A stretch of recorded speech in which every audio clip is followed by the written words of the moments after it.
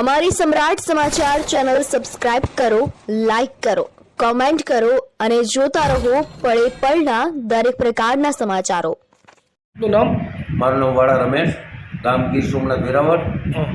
અહીંયા પશ્ચિમી મારા સસરાની ઘરે અમે આવેલા અને બેનભાઈના ડખા બાબતે મારો છોકરો ત્યાંથી નીકળ્યો એટલે એના 3-4 જણા થઈને ઘેરી લીધો એને અને મારવા માંડ્યો. મારવામાં કોણ કોણ હતા? મારવામાં દશરથ, જયેશ, ધનજી અને હુના. મારવાનું કારણ શું? હા છે મારવાનું કારણ શું? મારવાનું કરું એ બેનભાઈના જે ડખા હોય એ અમારા અમને તો કંઈ બાપા દીકરાને કંઈ લેવા દેવાની અને પ્લસ મને પણ 2 ખાવાની માલ લીધી તો મેં તો કંઈ ગિનાર્યું નથી. એ બેનભાઈનો જે પ્રશ્ન હોય એ એને સ્વીકારવાનો હોય. અમે કાં તો ભાનેશ છે ને હું કોઈ દી આવતો નથી આ ગામમાં. મારા સસરાનું ગામ છે, ઝાઝા વર્ષે હું અહીંયા આવ્યો અને મારા છોકરાઓ ઉપર ડાયરેક્ટ હુમલો કર્યો. બનાવ ક્યાં બન્યો? બનાવ્યો એના ઘરની બાજુમાં ફસવી. તમે પોલીસ ફરિયાદ કરવાના છો? આ પોલીસ ફરિયાદ કરવાના.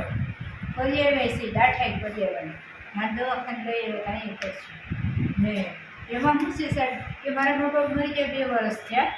2 વર્ષથી અમે આવતા નહોતા અને મારું મકાન છે. મેં અહીંયા 11-12 વર્ષ રહેતી તો મારા પપ્પાએ મને મકાન બનાવી દીધું. તો હું આ વેરાવળ ચોકમાંથી મારી બીજી શાદી કરી તો હું ત્યાં સૌ તો મેં કીધું કે મારું મકાન પડ્યું તો ભાઈ તારે રહેવું હોય તો અમારે તો રહેવા દીધું. અને અત્યારે અમે ઉતર્યા ને તો એણે એમ કીધું કે તારા મકાન અમે ખાલી ન કરી. ભાઈ મેં તને રહેવા દીધું, મેં તને આપી નથી દીધું તો ન ખાલી કરીને તો તું મેં કીધું હું તો કહું ગામને બોલાવું, દરબાર તે પાસ બોલાવું ને વાત કરું.